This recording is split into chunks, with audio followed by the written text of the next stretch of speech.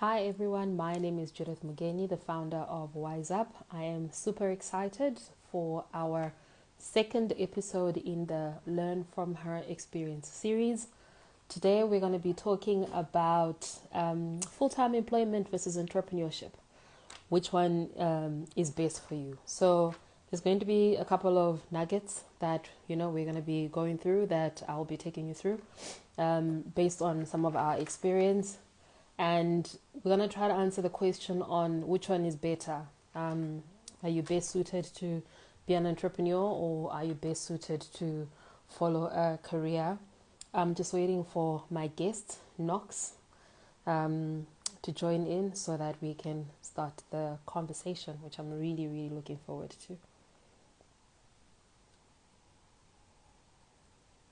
And also the rules are, if you've got any questions, please feel free to type them up and we'll be able to answer it. So this is an engagement. It's not a one-on-one or one-way conversation or two-way conversation. It's really a discussion with all of us. I think we can all learn from each other.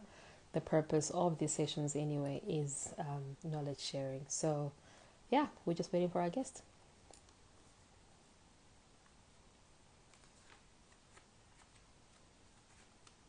In the meantime, I'll say hi to the people that I see. I see you, Kuma, hey. I see you, Asante, hey. And we've got Nox.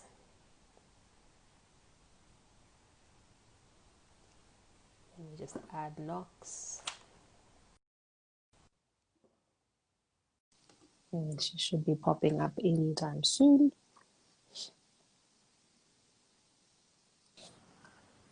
And there she is. Hello. How are you? I'm good, thanks. You've had quite a busy day. Whew, trying to catch my breath. Even coming to sit down here feels like it's been a race, Yeah. Just to connect with you. It's been a long week. It's been a long day. Yeah. Yeah. Yeah. So I know you just had a session just now around 4 o'clock, and Yeah. here you are at 6:30 chatting to us. Gotta do what you need to do. Hey, and thanks for having Hey. me over. Thank you for joining us. So I was just giving everybody a quick snapshot of what we're going to be talking about today. Today is about full-time employment versus entrepreneurship. Which one is best for you? I've been asked this question a lot. And I think the Yeah. reason that Monox and I are talking is we've got a bit of similarities. Both started off with careers. And Yeah. then at some point we kind of jumped ship and Yeah. enjoyed this business world. So please welcome my guest for today's session, Nox. She is an award-winning entrepreneur. Trust me, her awards kind of go like this long. She makes me feel like there's a lot of things that I still need to be doing, right? But she's the Don't do founder this to of an me. award. It's okay, it's all right. We learn from each other. But True. she's That's a true. fan of an award-winning, yeah, she's a fan of an award-winning marketing and advertising agency called Bloom Marketing. She is a CEO of an award-winning makeup mob boutique. Interestingly enough, we'll talk about that later. This is how we would have known each other. This is how we met. And Yes. she's also she's also a founder and business coach at Bloom Inside Out. I love the fact that she's a staunch woman advocate, which I think is just absolutely relevant in Women's Month because we're having this chat Yeah. in Women's Month. Yeah. So, phew, with that introduction, let's get into it. Could you take us Oh. through your career path from the beginning? Where did it all start? It is quite a long journey. Seeing that I'm in Yeah, my 40s, um,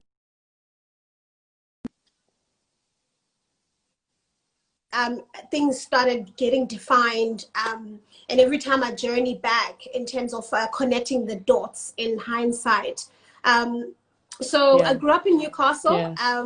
I'm a daughter Okay. and the only girl of a family of siblings of four.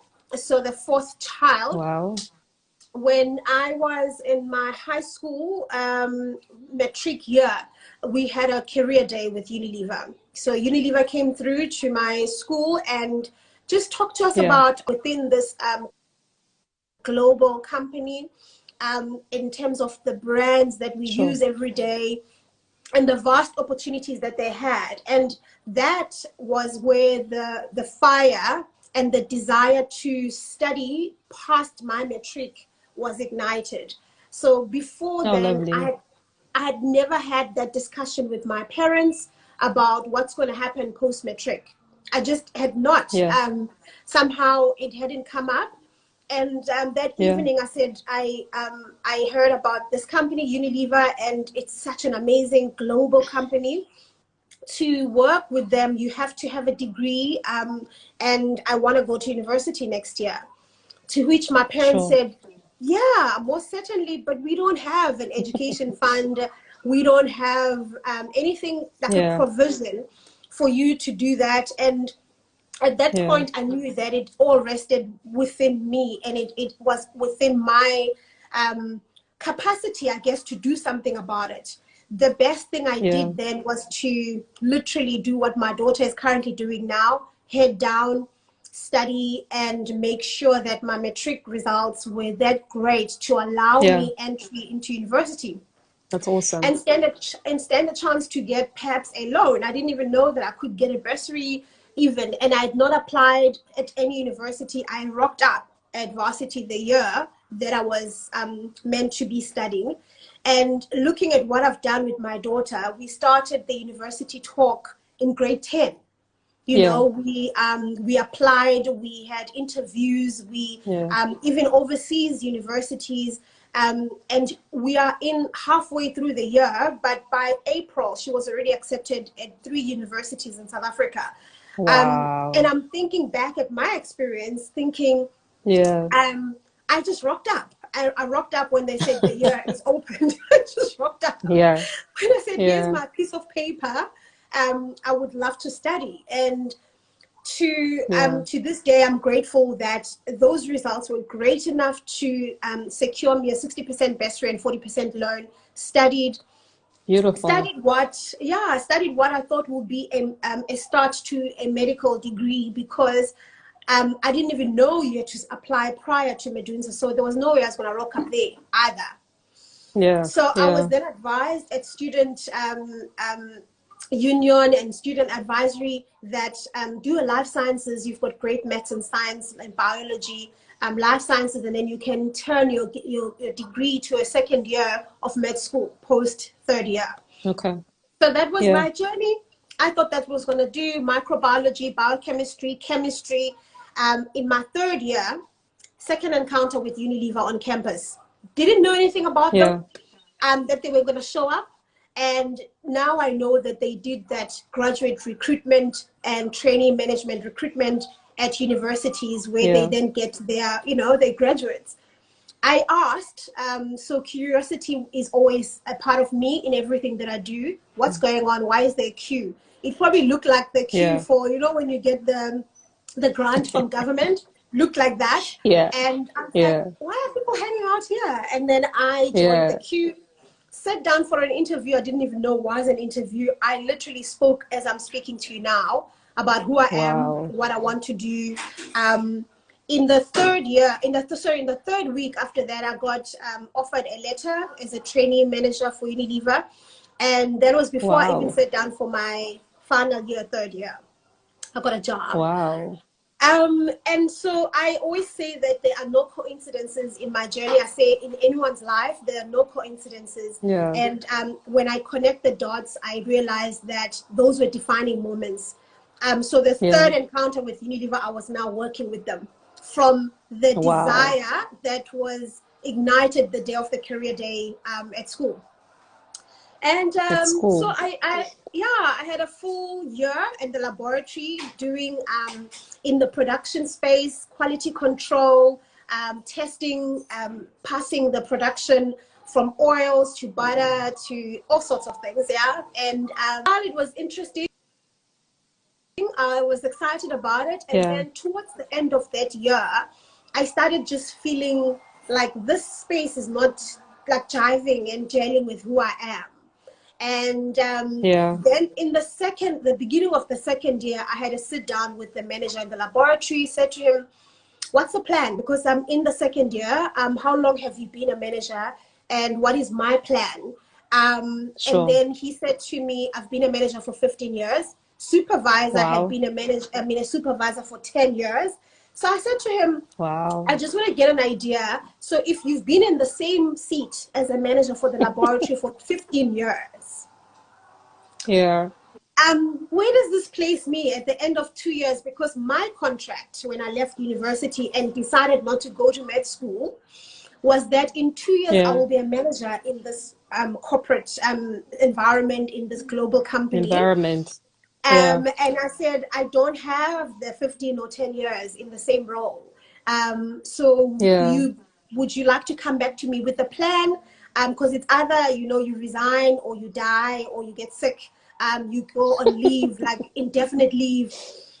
Literally, he Yeah. laughed. His name was Luigi Di Ramo. He recently found me on Facebook and he said to me, "You're still causing trouble, right? I see shaking things and grabbing what you want." Love it. Um, Love it. Love it. Love yeah. it. So then he on Monday had set up an interview with the CEO of the foods part or food service part of Unilever.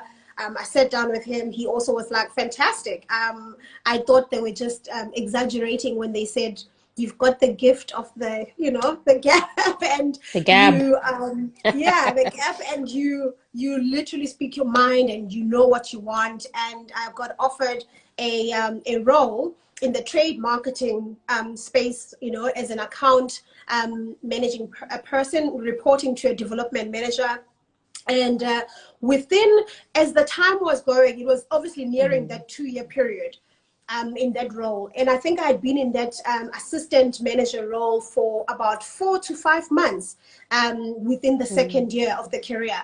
And then she said to me, Danusha McDonald, I am going to the UK for a 3-week course. Would you be an acting manager in my role until I come back?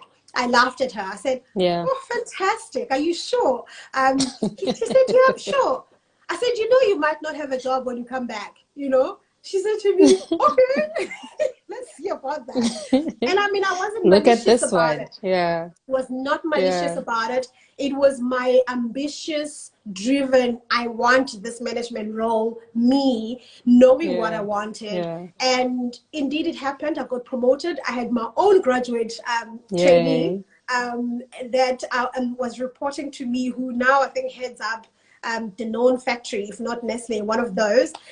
He was a microbiologist as well, Gift Shamyarira. And that was my first cut in management.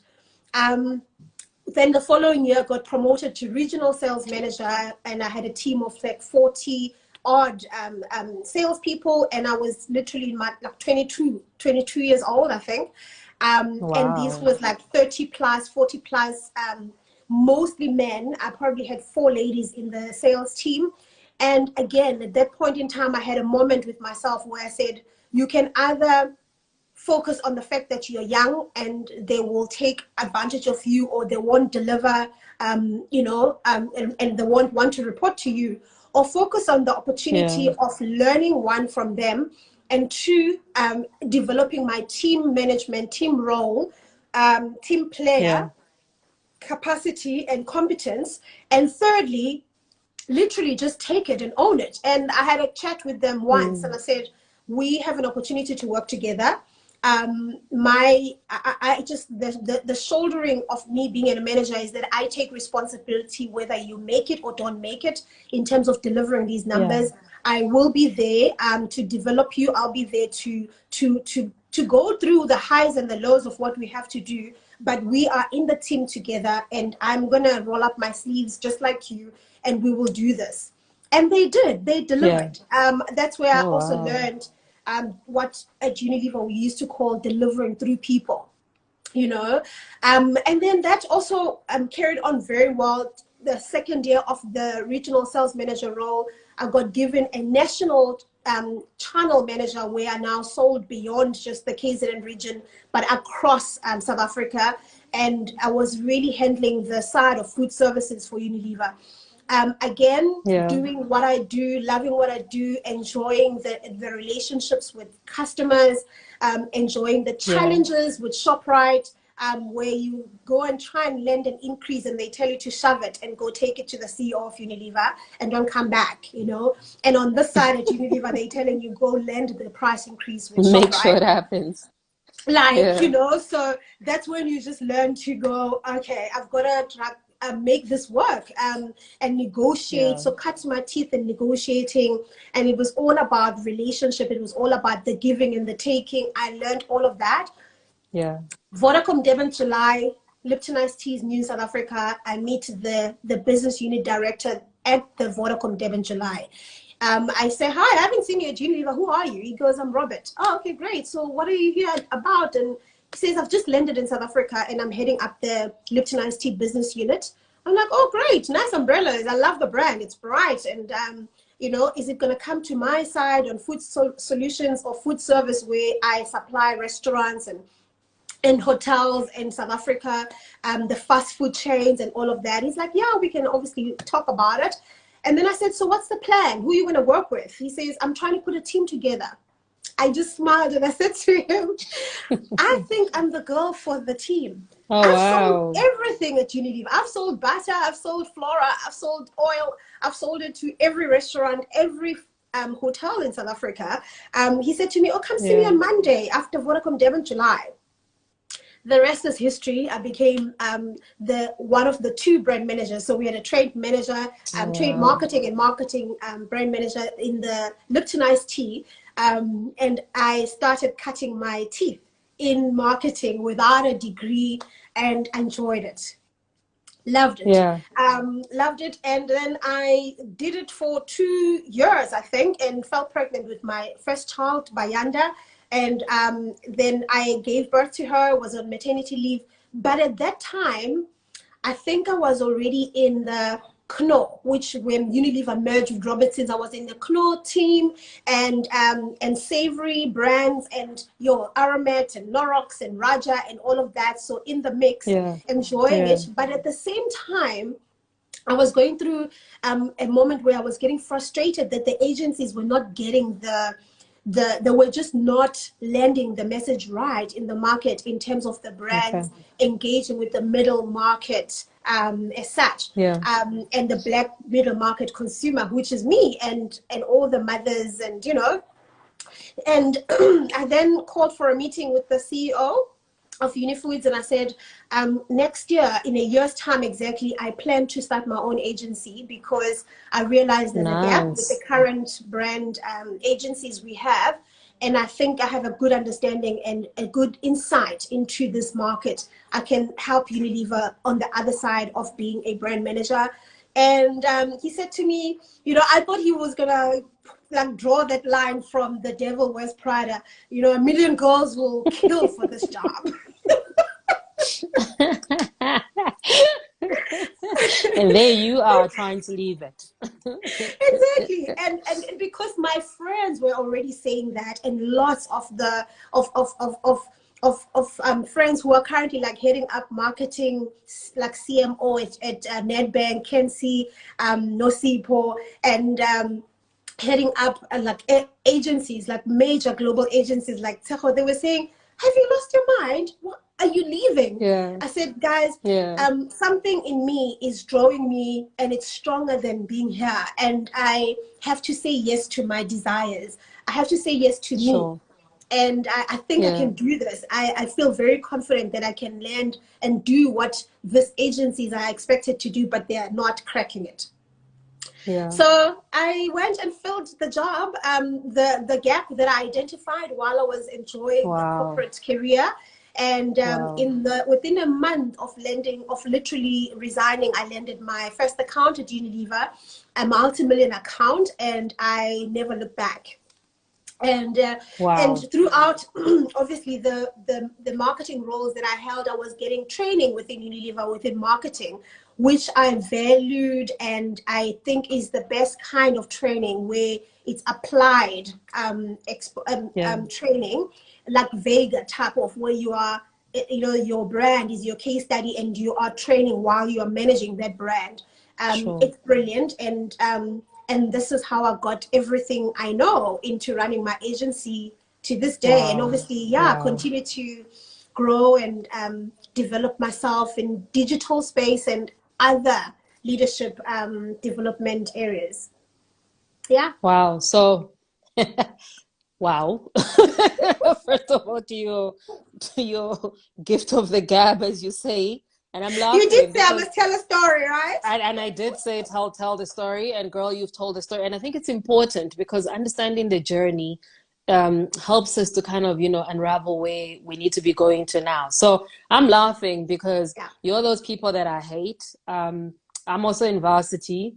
In this case, I think it was predetermined for us when we were young with my dad that everybody's going to varsity, so we had no Yeah. choices. In fact, I'll never forget he Nice. made me literally apply to only one university. It was Wits University or nothing at all. So life Nothing. was a bit Wow. rough. But what's interesting is I eventually switched and I also studied marketing. And Unilever is known as the marketing university, really, in the practical world. So we were Yeah. all Yeah. gunning for the Unilever job. Like if there was Yeah. anything we were going to get out of varsity was, please can I get into Unilever? And I remember being so excited. Same thing. They came for the career day at in varsity. Went to interviews and those long interviews, phase 1, phase 2, phase whatever. Yes. Made it Yes. all the way. I think it was to the top. And here I am excited, you're going to leave varsity, with a job. It's going to be a good job. And I mean, it was difficult because we're in Joburg and they kept saying you'd have to move to Durban. That's And right. boom, you don't get hired by Unilever. Somebody else got hired. Now, this is the job that your mind, you've kind of been taught that this is the one that you gotta go for. You know what I mean? Like this is the Yeah. one and only. So Yeah. I totally get it when you're saying, and I think I love your journey that I've already, lesson number 1 was career. You already know about it from high school. Yeah. And then, as you're saying, and then they come to you while you're in varsity. Mm. And then I love how you are moving department to department, but you're Yeah. owning your own script here, your own Yeah. narrative That's right. within the organization. And I think I'm Mm. also loving the story of it's not, I hated my job, and therefore I decided to go and become an entrepreneur. Because Absolutely. Mm. similarly, I absolutely loved my job. I worked my way Mm. all the way up to the career, which is why I wanted us to have this discussion because we've had Yeah. the best of both worlds. You know what I mean? Yeah. There are people that are currently working right now that are trying to figure out, wait, do I jump? And then Yeah. there are people that are maybe studying that are just like, I want to go straight into entrepreneurship.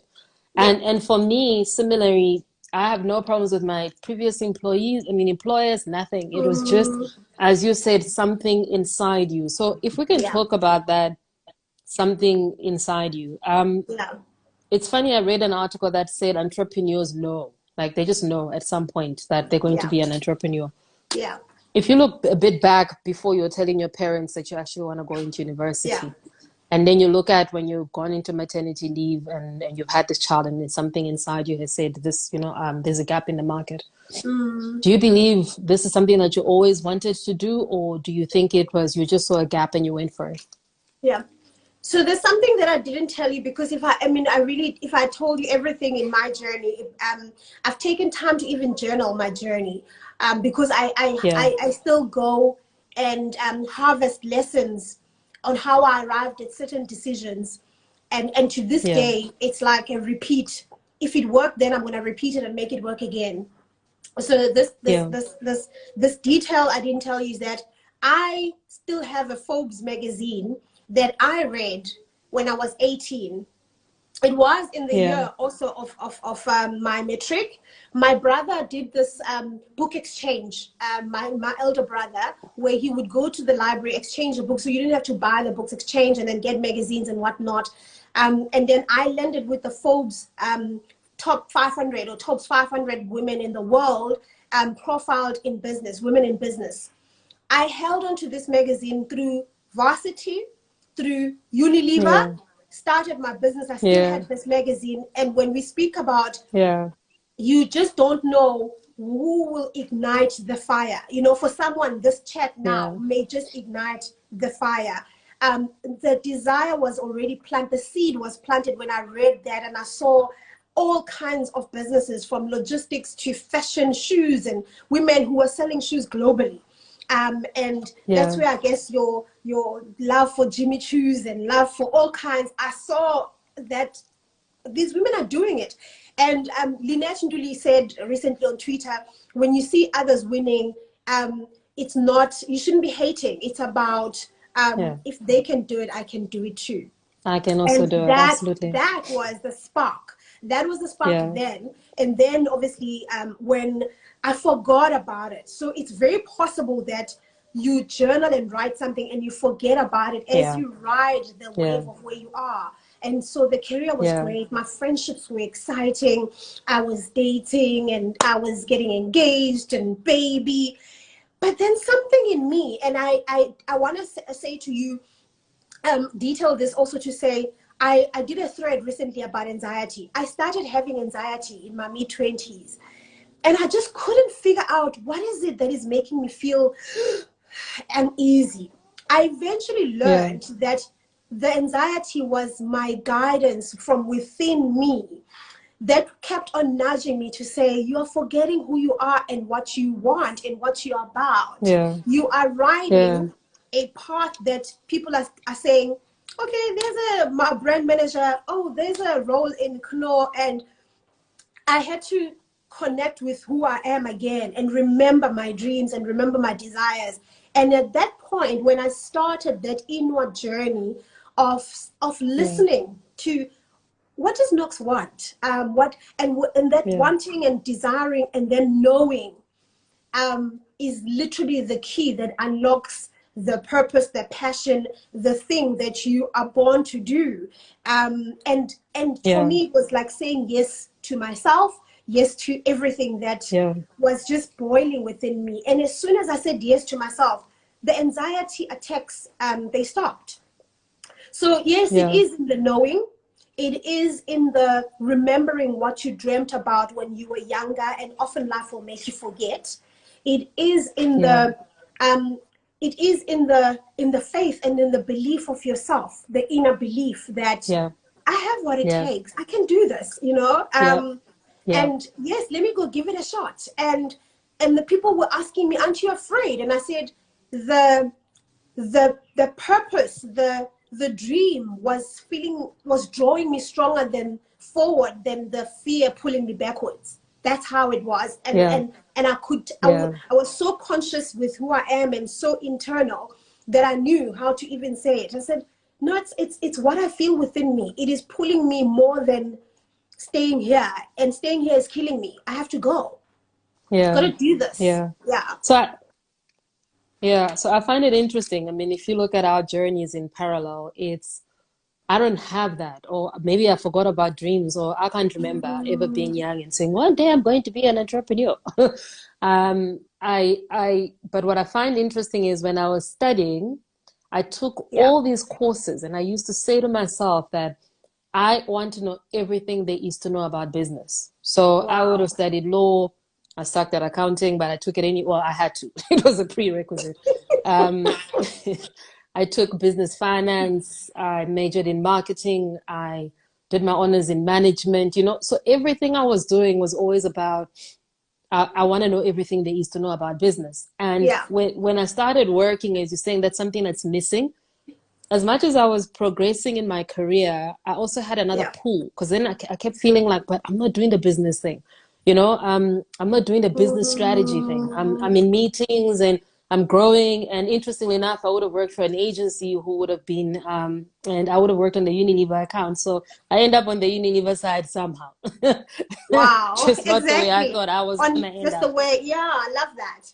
Yeah. So either way, as you're saying, like, it was this is the dream. This is what I wanted. And I wanted to be clear about that. I wanted to work for Unilever. I worked my butt off to work for Unilever. That didn't work out.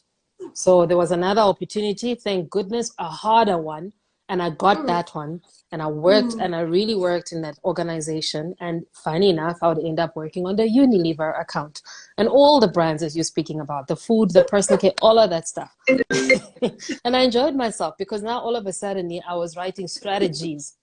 And I was advising Unilever on what they need to be doing. So again, That's it for brands. Yes. So already I'm starting to get excited, like, oh, okay, this is a space that I want to be. But again, I'm looking at the CEO and the managers, and I'm always like, I want to be in that room. I want to be I want to there. help with the strategy, but I'm not there. And then I would leave that job and go to another job. And thank goodness Mm, that was my last job. And loved my career, as I said, worked all the way to the top, had yeah. amazing leaders, you know, and somehow in the end, it was time. It was time to do your own thing. Yeah. And it's so important, as you're saying, to listen to that inner voice when it comes in to say Yeah. it's time to do it. And I think we get Yeah. scared. And there's three things that really make us say it's job security, Mm, mm, it's financial stability, yeah. and it's a job market. So you're Yeah. scared that if you lose this job in the world that we're living in now, you might not get another job. That's right. Financially, I'm going to leave this lovely organization that's paying me and go out there and hustle. You know what I Yeah. mean? And not Yeah. necessarily get the income that I want. And Yeah. then it's job security. I don't know if my company is actually going to work out. That's I might right. start it and then it's going to fail. But you and I have something interesting. Our first clients are our old clients That's or our old right. employers. And I've seen that a lot with many people. They Mm, literally are on this focus of be good in your current organization, see the gap, leave, but take them on as your first client. don't burn your bridges. Don't Um, don't burn your bridges. build those relationships because they Yeah, are your network, as we say. You know, it might not be the net worth, but it's people yeah, do business with people they know, people do business with people they trust, yeah, and the people who've seen you in performance, who've seen you in your, you know, in action, yeah, and they know your work ethics, they know your work values, are the people you are working with in the current corporate space. So yeah. there's a lot to speak to that, because I mean there is also this ill culture of our young employees that will literally piss all over the tree that shades you, Hmm. you know. Yeah, yeah, And for me it's it just it's hectic, like the amount of people, the number of people, the relationships that you are forfeiting by just not nurturing relationships, not building, yeah, rather, yeah, and allow this negativity and you know, I don't even want to go down that route because it's all the space I just yeah, don't like talking about. The reality though yeah, is that some people go through really ugly experiences at work. We can't shy away yeah. from that. It's Deny something we've that. Yeah, seen right now. Obviously, yeah, during the Black Lives Matter campaigns, it was also Black Lives Matter in corporate, and corporate SA truly mm, has been notorious in many areas, and we know, and our people have suffered, and many people have yeah, suffered in the hands of the employer, who should be a co-creator with you, who should be a co-developer, who should be, you should be doing magical things as you exchange your gifts, your talents, and they, you know, they remunerate you for that, and they invest in your yeah, growth as well. It's a two-way, and it's a, I always, and then I learned yeah, eventually in life that it starts with you. I don't yep, mean to say that racism starts with us. I don't mean to say that when you are not being valued, it always starts with you. But I've also seen how when you begin to value yourself, when you build the personal a person you are, your stature, your leadership qualities, the yep, ability to yep, communicate, build your brand, and speak with that authority and conviction of yep. authenticity of who you are. People cannot like turn a blind Mess eye. around with you. They cannot silence you. They cannot put a Absolutely. cap on you. They can't bury you when you are that vocal about who I am, why am I Yep, here, and what I'm doing yep, here. And I am yep, part of the vision for this business, and this is what I'm doing in my area of influence in the business. You've yep, got to own your narrative. You've got to own, take that space as an, like as if it's your business. I always say as a brand manager, the brand was my business. So I had yeah, to run everything, know everything, and make sure that every element of it is running as I would have run my business. So it's yeah, in the building relationships, it's in the building the personal growth and development, it's yeah, in the growing up as a leader. You know, and Yeah. leadership is not about a title. It is Yeah. about, I know what I want and I will know where I'm going, Yeah. and this is my plan. Yeah. So I would Yeah. often say, this is my career strategy. What is your career strategy for me as my employer? And Yeah. that's what I Yeah. always advise young people. Have a plan, Yeah. own your career, and then say to the employer, may we then speak about what is going to be my projection? This is what I envisage. This is what I desire for myself. I would Yeah. love to be in that role within this time. And what do I need to do to get there? And grab Yeah. it. You know, don't wait to be Yeah. given. Grab it. Yeah. So if you're gonna sit back and just hope that the employer has the best interest at heart for you when there's 1,000 other people, you just are shooting yourself basically on the foot, On the and foot. Yeah. you're doing a disservice to yourself to To wait for yourself. someone to, Yeah. yeah, like there's 1,000 people employed in this company, and you just hope that somehow you will shine without you speaking up, without you Yeah. letting your Yeah. work speak for you. And Yeah. it's called, you know, managing up, managing down, managing across. You work your dream within the corporate as well. I'm literally nodding my head because this is we had this discussion last week. Oh, look at that. Hello. I love it. Hey, how are you? I'm good. Oh, love it, love it, love it. Are you joining mom? I know. But didn't you order me big ribs? Check with ribs. Ribs. Big check with giant ribs. Okay, check with Love Papa. it. Don't worry. Mine might It's also start appearing in the back. Welcome to the new boss working mom, world.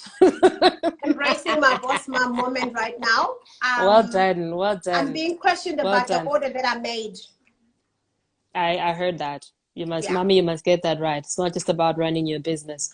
But I'm gonna I fix think it. going back to going back to what you're saying, as I said, last week we had a whole discussion, like, and I would urge anybody else, like, who didn't join us to go Yeah, and check it live. And we've also got it on YouTube about owning your career. It's yeah, all about you. It's not about them. It's not yeah. about what they treating you about. It's about the belief in you, the self-belief. And it's that Yes. self-belief. So as I said, with us, we started off in careers. Then Yeah, there was that something missing, or we saw the gap, and yeah. then we jumped. And then we took our old employers as our first clients, which made that Along. Yeah. line that I was talking about, financial stability, easier because you Mm, already had a client. And mm. interestingly enough, the clients that we have now, they were also my clients while I was working at my old organization. So when they heard that we were Right. leaving and then the organization was also shutting down, they were just like, hey, there's a pitch. Would you like to pitch? And I did, and here we are. Fantastic. So it's not just about the organization that you're working with, that, as you said, you mustn't burn your bridges with, but it's your clients as well. It's your suppliers. It's Yeah, all the people that you're engaging every single day. That opportunity lives everywhere. And as you said, it's about finding the gap. So quickly now, we've spoken about the career. The career is about you owning yourself and you going up. And I think yeah, what I love about this is we're having these conversations in parallel. yeah. As I said, my point of departure is there is no one that's better. It's about the path that's suited for you. Thank you. I believe in growing up in my career. You grew up in your Mm, career. I also believe that you can also be, an entrepreneur. So there is no one that's better than the other one. no, And absolutely. we shouldn't be pitching entrepreneurship as the be it and be it all. You know what I mean? If you are growing in Absolutely. your career, kudos to you and climb all the way to the top. But if Yeah. you're feeling like there's something missing, then please take that leap of faith and then jump and Yeah. then open your own business. So if somebody's listening to you right now Mm. and they're now interested in this entrepreneurship thing and they want to do it, what are the highs and lows? Be honest. What are the highs and lows? Okay, I I love think the highs you've spoken the highs. I think we know the highs. Hit us with the lows yeah, about being an entrepreneur. Yeah. yeah. You know, now that I'm also coaching other business owners and startups, um, I'm able to talk about a lot about these lows and things that you kind of learn on the job, and you learn from failures and failing forward. Um, Yeah. Yeah. there's definitely a lot of those, and why I always speak of ha- if you carrying a vision. You've got to be strong as a person first, right? Before you can bring other people to be partners in taking this vision forward. What happens is that if then the lows happen and the character and the leader that you are is not solid, you are crying with your employees at the same time. You are not the one now encouraging, developing, bringing hope, direction at that time.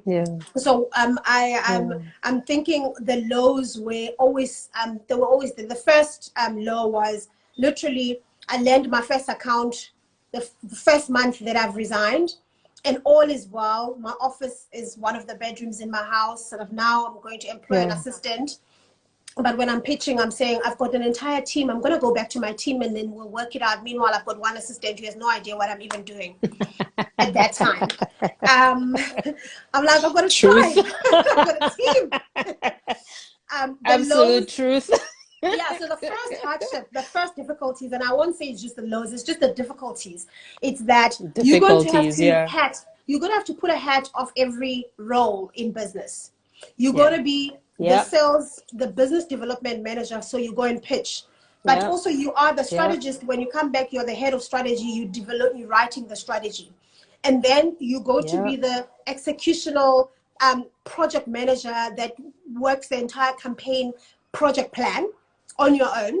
And then you're going to then now try and find people first time working with them that will actually execute as well as it should be while you are also overseeing. So you're an activations manager.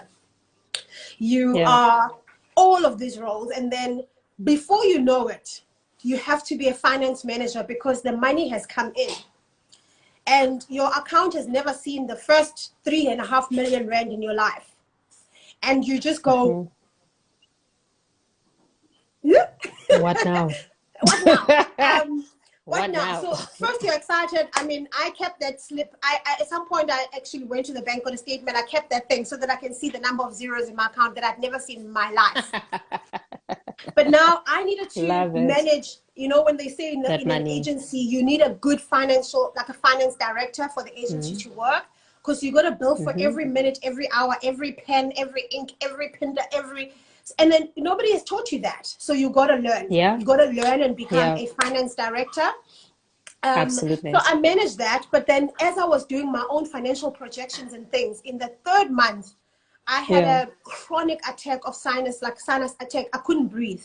Like what we talk about in Corona. I mean, it wasn't as bad as that. But literally from here to there, shut down. Completely. Blocked, I had never had sinus problems before then. Like I had one of those things where your nose will tingle and I will sneeze when it's like summer.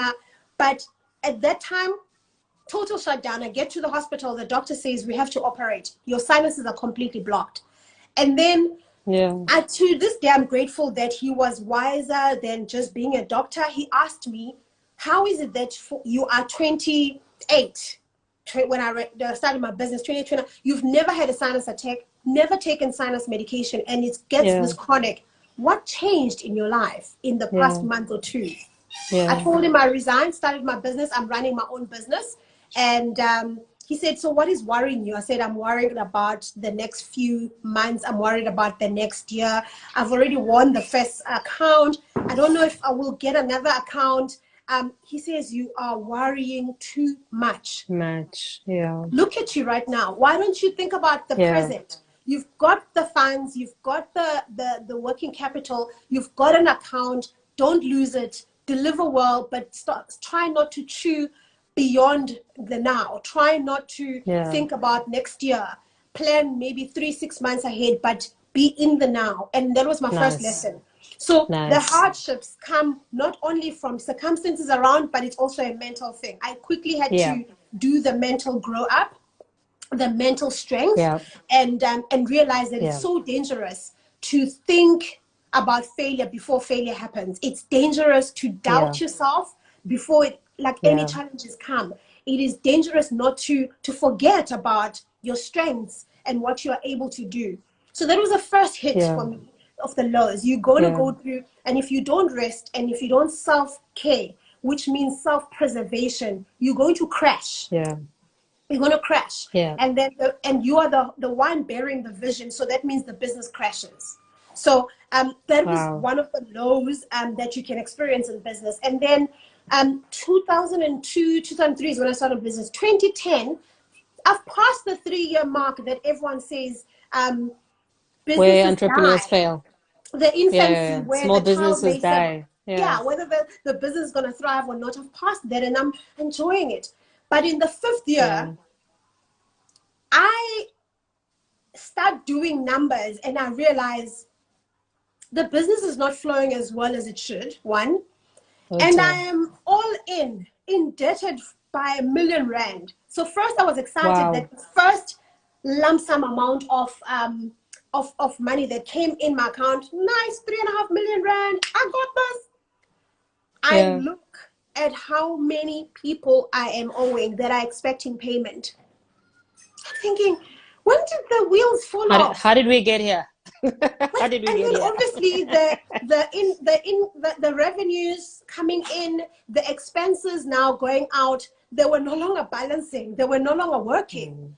And it is at that time where everybody's saying 2010 the world is looking at South Africa, we're hosting World Cup, we've got activations, yes, they lined up, like celebration, and I'm thinking, I'm broke. It's going down. My business is going down. Literally, I had to have a conversation with God, conversation with myself, conversation with my team, and I had just employed the finance director that I have still to this day. Simi and I sat down for long hours, in and out, day and night, communicating. This is the plan. We will pay you in a month's time. We'll pay you in 3 months' time. We want a payment plan. Things that no book had told me about negotiating and buying yourself time so that there's a little bit of a runway. But about communication, it's not about telling the story. The bank wants you to communicate, right? And the ones who've given you the money also, wants you to communicate. The ones you are owing also want you to communicate. Your team internally, you gotta also not show them, because when you start freaking and panicking, and you say, I might have to write off, I might have to retrench you. No, you don't start there. Yeah. So I had still it's a big responsibility. Yeah. At that time, I needed to just pull the strings, like everything, pull it together. Like, this is the targets. We're going to pull our socks. We are going to pitch harder. We are going to go out there. We are going to just cut out these expenses. It got to the time where everything was going so well. We had flowers that I didn't need. Everything was a contract. I was paying people, like those flowers at reception, like just things, like the things that the current government right now is being asked to just cut the expenses. Like I saw one minister saying, I don't need a bowl of fruits. I don't need a bowl. Yes. Like, why is there always fruit? I saw that. I can't remember his name, but I get it. It can easily you own get a business, to that point. You're running a business, it easily gets to that. Spending becomes a thing. You've got income. I'm my own boss, and this is what I've always wanted my office to look like. So, hey, bring it. It can quickly run away from you, especially when you are busy out there and you're not paying attention to the numbers. So I learned then, never lose sight of numbers. The revenue, the income streams, you must just know where the money is going out and how is the money coming in. And then I also realized we had also grown bigger. We had about 25 employees, I think, at that point. Joburg office was growing. I was stressing that I'm not able to manage things closely in the Joburg office. Durban was big. But what I also didn't do well is that I didn't look at the structure of the agency. So 25 people hitting at you directly because you don't have a management and executive buffer. You're doing everything. I'm doing everything. So I am, so I'm like, okay, we didn't do this because I didn't see it happening. It was just happening as the accounts come, you're employing people. Next thing, I don't have a structure. I don't have an executive team of directors. I don't have heads that are heading up different departments. And so everybody wants my time. I'm finished. I pulled it back. Literally, like literally shut down Joburg. It was like down to 2 employees who had flexi time, Nice. went to flexi space. I mean, I had gotten a whole house in Joburg, converted it to a bloom house. It was just like, this is not working. It's not working. So some of those, it's like financial lessons where you learn lessons you can't read in a book.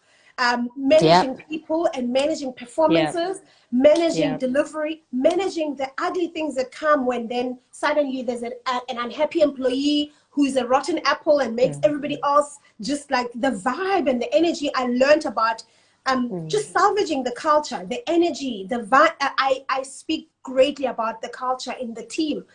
You've got to stay in the pulse of that because it can easily just be taken down. Like 1 or 2 people who just keep saying, naysayers, and then the bigger voice, and no Nox, problem, and everybody eventually. can you hear me, Nox? Yes, sweetheart.